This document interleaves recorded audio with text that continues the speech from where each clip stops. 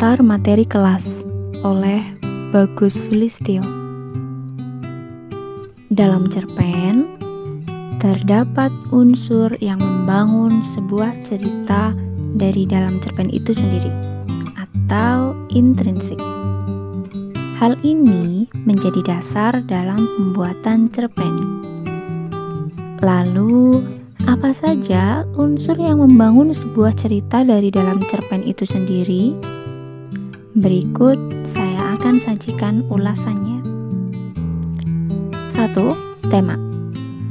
Tema merupakan otak dari sebuah cerita. Apa yang hendak dibahas dalam cerpen merupakan peran dari tema cerpen. 2. Tokoh. Dalam cerpen harus ada sebuah tokoh yang diceritakan. Sebaiknya tokoh yang digunakan dalam cerpen minimal 1 dan maksimal 3. Kalaupun lebih dari 3, buat tokoh lebihan tersebut hanya sebagai peran pembantu, bukan utama. 3. Penokohan. Penokohan bisa disebut juga dengan karakter dari sebuah tokoh.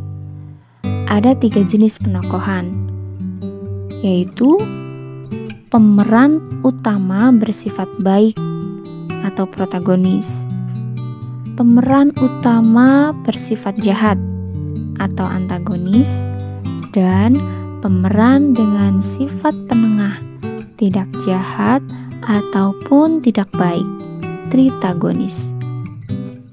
Keempat, sudut pandang.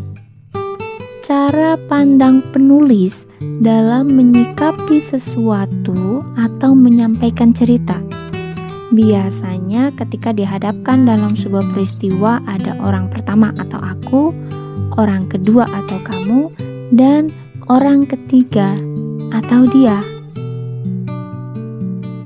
5. Latar. Setting yang terjadi dalam cerpen tersebut.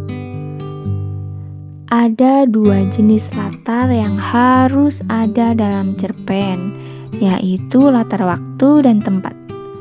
Contoh latar waktu: masa kini, lampau, malam, siang, dan sebagainya. Sedangkan contoh latar tempat, misalnya masjid, rumah, sekolah, dan sebagainya.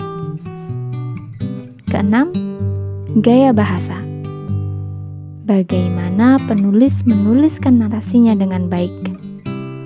Penulis bisa menuliskan cerpennya dengan gaya bahasa makna langsung atau menggunakan majas.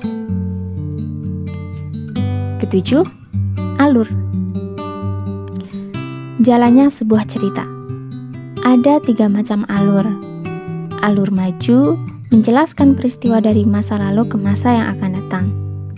Alur mundur menampilkan peristiwa sekarang namun membahas tentang hal lalu. Alur campuran itu permainan alur antara maju dan mundur. Kedelapan, amanat. Isi kandungan atau hikmah yang dapat diambil dari sebuah cerpen. Bagi penulis, hindari penyampaian amanat secara langsung atau tersurat, karena hal tersebut terkesan menggurui pembacanya. Nah, di atas merupakan unsur intrinsik dari sebuah cerpen. Tanpa unsur-unsur tersebut, cerpen menjadi kehilangan jiwanya. Seyogyanya, ketika membuat sebuah cerpen, penuhilah semua unsur-unsur di atas.